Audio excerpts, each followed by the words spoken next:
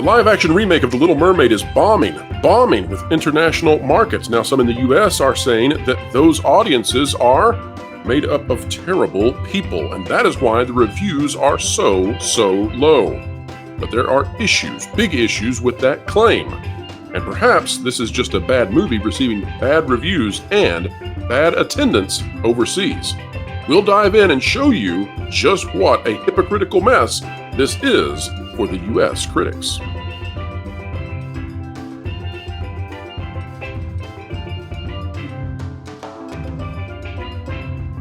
And folks, we are here to explain entertainment for you, keep you ahead of the culture curve.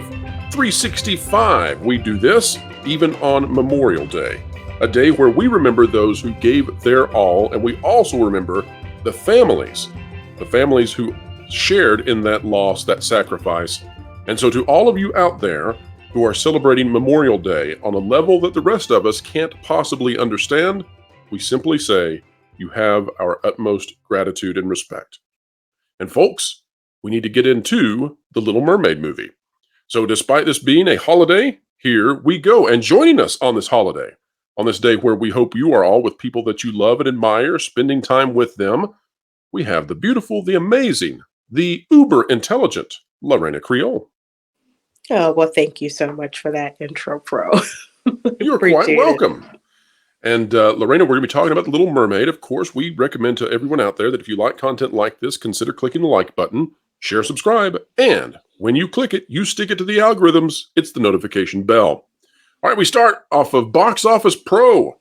This from May 24th. We have covered this article now on this channel before, but we have to go back to it because the mainstream media wants you to forget this ever existed.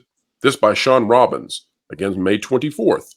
Weekend box office forecast. Disney's The Little Mermaid could net a splashy 135 to 140 million plus Memorial Day bow.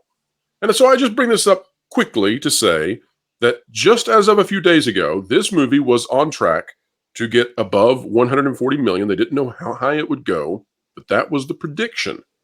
Now things have changed. So where are we today? Well, as of yesterday, an article came out by Nancy Tartaglione out of Deadline. The Little Mermaid splashes to 164 million global bow, but there's something fishy overseas as Disney pick beset by review bombing.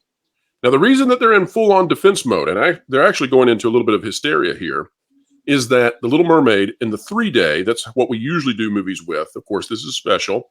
We're on Memorial Day weekend, so they're going to try and do the 4-day. But just in the 3-day, this isn't even making $100 million.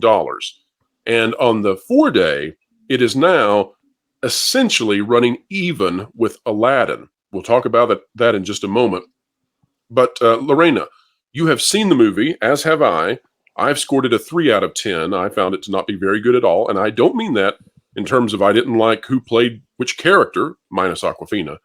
But I simply mean that this is a poorly made film. I think it is shoddily crafted. I don't think that the people who made this film did a good job. We're talking about the director. We're talking about the writers. We're talking about set design, costume design, choreography, all of those, CGI. It's really bad. But can you tell me, why do you think that the numbers have dropped precipitously over the weekend? We started out thinking it was going to make over 140 million. Of course, that's what they said. We never believed that. But now we're down around the 115 mark, and it could actually drop below. What do you think's happening? I think word of mouth is getting out. As you mentioned earlier, I did see this movie. I saw it on a Thursday when it came out. I actually saw it in 3D because that was all that was available for the earliest showing that day. And this is one of the worst crafted movies that I've seen, and I really felt Halle Bailey is basically, she's a delight to look at. Love her voice.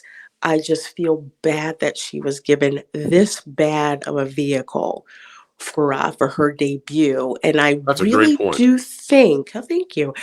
I really do think, especially in this age of social media, word got out fast. I actually did a live stream that evening after I'd seen the movie to let people know my impressions of it. And I was just extremely disappointed in this film. And like I said, I think word of mouth spread quick, spread fast about what this movie was like and was it worth your time to see it or not. And I think it spread so fast that that's why these numbers are down.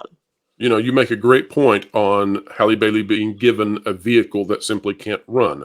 She's like a NASCAR driver with a tricycle that has one wheel. This thing is going nowhere and is no fault of her own. Now let's Hmm. dive into the article. It says Disney's live action take on Little Mermaid is doing swimmingly at the domestic box office. By the way, that's not true. With a 3-day opening of 95.5 million, also known as sub 100, and a 4-day projection of 117.5 million. Folks, let's remember that the Super Mario Brothers movie was pushing 200. So this is not swimmingly. Factoring in the international box office bow of 68.3 million, that makes for an estimated 163.8 million. Again, ladies and gentlemen, remember that the Mario Brother movie was around the 300 million mark, actually above that. I believe it was what, 360, somewhere around there. So this is close to being tripled by the Mario movie. The media is spinning this to make it much more positive than it is. The offshore launch is lower than hoped for coming into the frame. It bears noting there was something fishy going on in overseas markets with so-called review bombing in such areas as France, Korea, Germany, and beyond. While the Rob Marshall directed update, and by the way, I have no idea why Disney continues to let Rob Marshall direct things. He has been an utter failure for them, probably a nice guy, but not good at making Disney movies. It has a 95% verified audience score on Rotten Tomatoes. Film rating websites overseas, including IMDb in the UK, Brazil, and Mexico, as well as Allociné in France, posted advisories during the rollout when negative user reviews appeared in questionable abundance. Now, the interesting thing about this, Lorena, we talked about this on the Valiant Renegade show yesterday, but this bears repeating. There's a trick that's going on here, and I want to show this trick to everybody. We are now looking at Rotten Tomatoes at the Little Mermaid screen, and I want people to see this. It's very important. If you look at this score that we have here, they're playing this game on both sides. First of all, on the tomatometer, you can see that 67% of critics have reviewed this positively, right? However, if we go to top critics, that is the critics who work for major companies where they don't have to fear Disney retaliating, it's Hmm. 47%. Now let's take a look at this. On the audience side, remember, two coins here. All audience, or excuse me, verified audience, those are the individuals, the verified audience, which can be highly manipulated by companies buying Fandango accounts and then manipulating the score. We won't get into that right now, but it's a big, big deal, 95%. We believe that's essentially a purchase score, because if you then go to all audience, it is 56%. Wow. Now, here's the thing, Lorena. They're saying that the audience on these different sites, that they're review bombing The Little Mermaid. The problem that Tartaglione has over at Deadline is that the top critics, the people who supposedly have the most cachet when it comes to reviewing these films, they reviewed it more poorly than the review bombers, supposedly. So which is it? They can't have both pieces of this cake. They've got to either have one or the other. Either the critics, the highest rated critics, the top critics who have the highest paying jobs, either they are purposefully trying to destroy this film, or the audience, who they are sliming as being a bunch of horrible people, are actually more forgiving and more accepting than the critics. Which is it, Lorena? That's a very interesting question. And Isn't it lovely? Yeah, it's I am actually leaning towards the audience with regards to their reception of this film. I'm always very wary of critics with their opinion. It's just like I give more weight to people who've actually plunked down their hard-earned money to see something like this. Right. Now let's go back to the Deadline article for a moment. This is really something. Essentially, the Deadline article is outing many of these companies, these review score aggregators, and revealing that they are cooking the books, and they're doing so openly now. On IMDb, a warning reads, "Our rating mechanism has detected unusual voting activity on this title. To preserve the reliability of our rating system, an alternate weighting calculation has been applied." That note appears on the US and Canadian sites, as well as those for the UK, Brazil, and Mexico. In other words, this is like playing Monopoly, and when you begin to lose, you say, by the way, my bank, the Monopoly Bank, has detected unusual winning patterns out of my opponent. To preserve the reliability of me winning in the game of Monopoly, an alternative payout system from the bank has been applied. I will now take all of the $500 bills. That's what they're doing. They are cooking the books. They're manipulating the score. And I don't think it will matter. I don't think it will impact audiences. I think this just continues to demonstrate that these people have so low influence on society and they can't stand it. But here's one thing that I find gross, and I want to touch on this. It says, some gripes have been about murky lighting or even just the why of it all when remaking a classic. In some pockets of the world, there has sadly been racially tinged commentary. Now, we, of course, we condemn people who would review anything negatively simply on the basis of race or ethnicity. That is the lowest resolution level of thinking. So we would say, don't do that. But here's where it gets a little gross. I'm going to show this to people and explain you, walk it through you. Korea's SBS News reported heading into the weekend that the film had been subject to ratings such and such. You can read it, I won't say it. In an article whose title Korean entertainment website Zapsy translated to "Backlash Against Black Mermaid. Appearance ridiculed. Ratings drop on day one." Now, what this does is it goes into basically sliming Asian countries and saying that they're terrible, they're horrible. They're the reason that this film is tanking, and it's all because of this issue with ethnicity. But what I want to show you, Lorena, and then I'm very interested in your take on all of this because, manipulating the thoughts and feelings of others, I think deserves quite a bit of commentary. If we go to the Aladdin movie from 2019, from the numbers, and we go to theatrical performance, we look at the international box office. Take a look at this. In the international box office, and by the way, this film, this Aladdin film, which opened worldwide to something like $60 million more than Little Mermaid. So it overperformed Little Mermaid. They won't say that either now. But if we look at the top 10 territories outside of the US, Japan went to go see Aladdin the most. Japan. Again, Aladdin is starring two individuals of Persian descent in the main roles, and Will Smith, an African-American black actor, pre-slap, starring in this film. So this is largely minority-led, and yet Japan was right there. Japan was the big one. Below that, South Korea. Below that, China.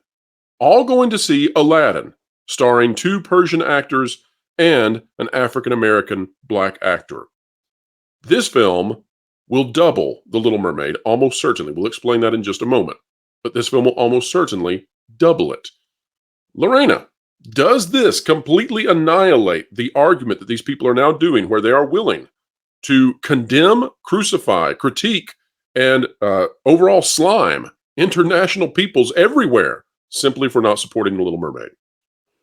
Oh, it absolutely does. And I'm glad you brought up Aladdin.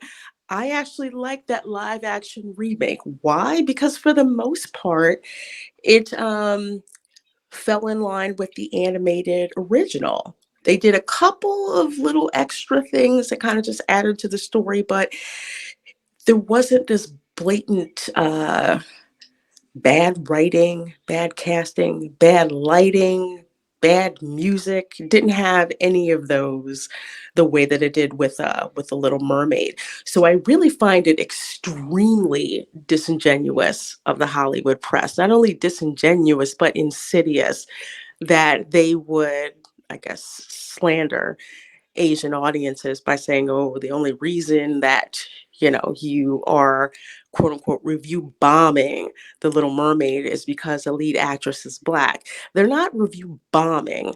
What they are doing is actually speaking truth to you and corroborating what some of us in the US have already figured out about this film is that it's not any good. Right. It's a bad movie. That's all there is to it. And there are other bad movies that star people of all kinds of ethnicities. It is just a fact of life that some movies are bad.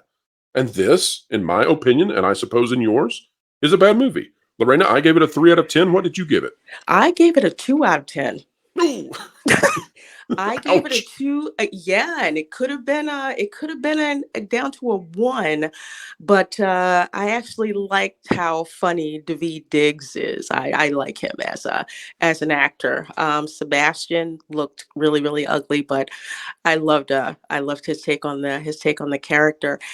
Besides the fact of the movie being extremely bad, I took off more points because of the obvious pandering that's been going on. This film, it hasn't been billed as Halle Bailey was the best person for the job, and that's who we cast. No, instead they go on this racial angle. Well, if you don't like it, then you must be racist. And I really didn't appreciate that. And it goes to what they call the soft bigotry of low expectations. That's exactly what this is. Halle Bailey deserved a much better movie than this. And she's a star. I love her voice. I loved her acting.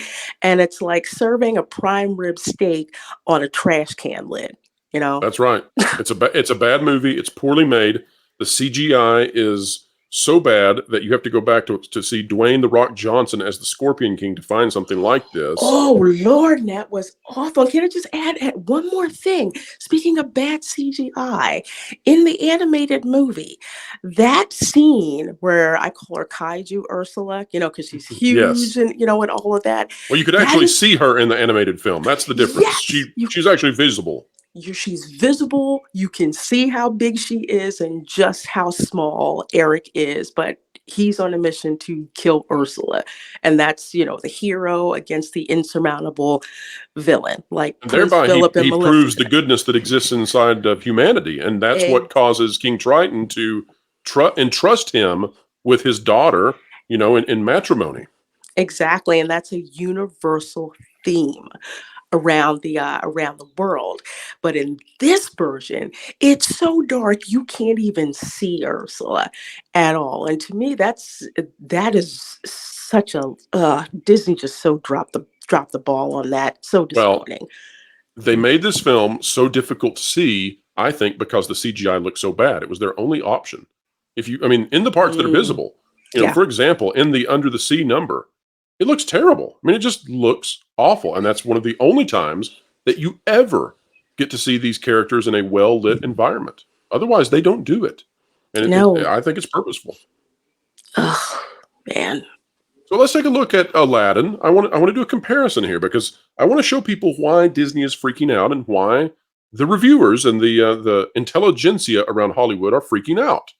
So we know that Aladdin worldwide made over $1 billion. We know that at the domestic box office it made 355, and the international box office, led by those Asian countries again, pulled this thing almost to 700 million on their own. That's a fantastic haul from the international side. Now, if you look, Aladdin actually opened a little bit soft. In fact, it opened essentially at the exact same amount as The Little Mermaid. We'll find out what its numbers are on Tuesday or Wednesday when they do the full assessment of the weekend. But it opened essentially at the same number, and then it took off. It had a great hold. And if we take a look at that hold, domestically, just domestically, so let's forget the international, right? We know that The Little Mermaid is not going to do well internationally. It is terrible internationally. But domestically, they're running about even. And we know that that Aladdin was able to get to 355. Now let's look how it did that. Despite having an opening that was about the same as Little Mermaid, it managed to have a 53% hold, 42% drop, 30% drop, 23, 24, 26, 18% drop. These are numbers like you would see out of Top Gun Maverick. These are Mario Brothers movie level drops. They're fantastic. They are the envy of any studio out there. The Little Mermaid has a much harder time doing that, simply because it is coming out against a stacked June. In fact, it will be vying for the support of different people, audiences, against Into the Spiderverse this coming weekend. Then there's Transformers coming out. We have Elemental, Disney's own animated film, coming out later in June. And so The Little Mermaid will have competition, significant competition. And I believe that Into the Spider-Verse will actually pull a significant number of people who would otherwise go see The Little Mermaid. I know that people are saying that won't happen. I think it will. But Lorena, here's the problem. Here's why they're freaking out. So let's say then it's harder for the Little Mermaid to reach 355 domestically. And we know that the international level is just terrible.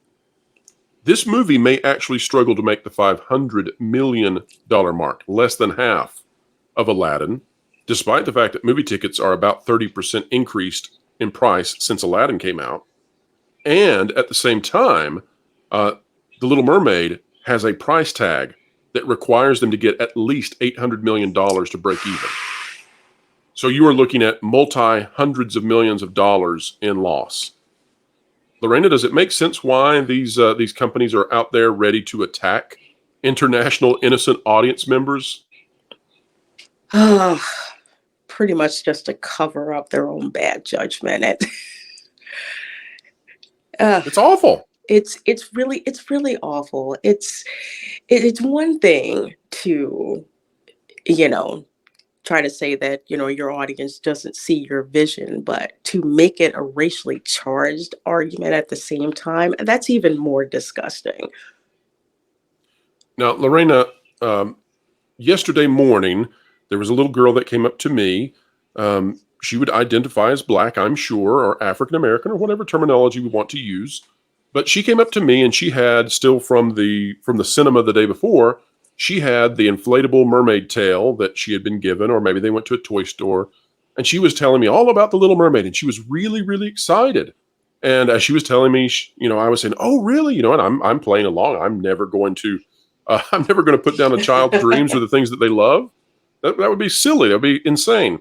And then at one point she said, "Oh, and Ariel is Black." And I said, "Oh, how cool!" Can you walk us through maybe how should families deal with this situation where the movie is probably not good, it's probably not going to do well, and yet children may not be able to untangle this very complicated situation, and it may be distilled by the media over the next weeks, and I think it will be, as this being part of systemic racism against characters and people in this movie. How do we protect children from seeing the world in such a simplistic and perhaps unrealistic way? That's an excellent question. I would say, focus on the talent. I mean, the bright spot of this film, regardless of the racial discussion, is just how talented Halle Bailey is in this. Any girl, regardless of what she looks like, can, admire that voice, admire her acting, admire her, her hopefulness, and I won't say take the complete focus off of what the character looks like, because we're not colorblind. God made us be able to see color, most of us, but that's not the most important thing. That's Right. that's there. So that's kind of like how I would approach it. Kids are just generally curious, but just be honest. It's just like, here in the live action, Ariel looks like this. In the cartoon, Ariel looks like this. Well, I do find it interesting that Bob Iger is a man of European descent running the company, that Rob Marshall is a man of European descent directing the film. It seems to me that these two white guys, quote unquote, are the ones in charge of this being terrible, and they have used Halle Bailey as an ethnic shield against criticism, and it's really unfair to her. It's unfair to society.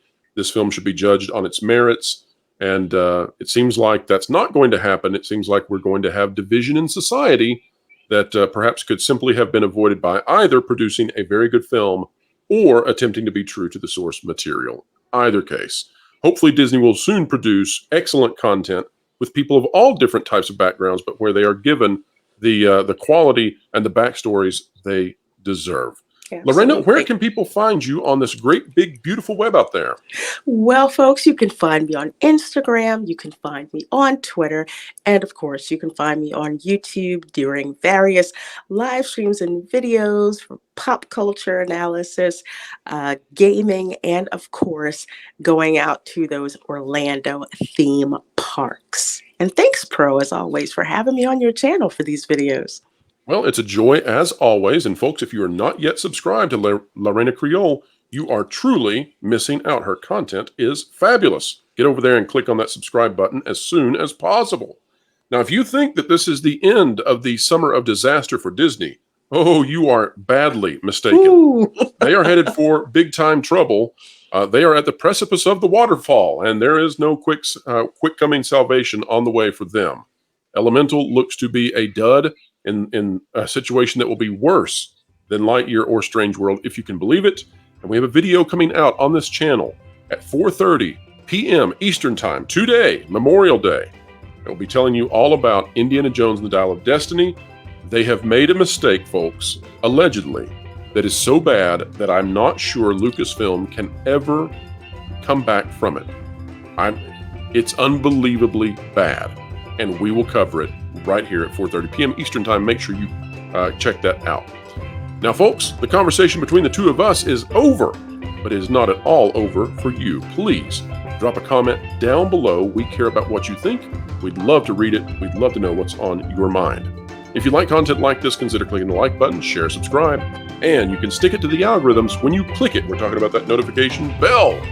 Folks, wherever you are, whatever you're doing, keep learning, keep growing, keep having fun. Have a very happy Memorial Day. Be with the ones you love and treat them with utter kindness, joy, and care. Until later. Floral, it's time for you to walk the plank. What? Why? Because you haven't subscribed to WDW Pro yet. Nor bookmark thatparkplace.com on your web browser to get great articles from great contributors. What?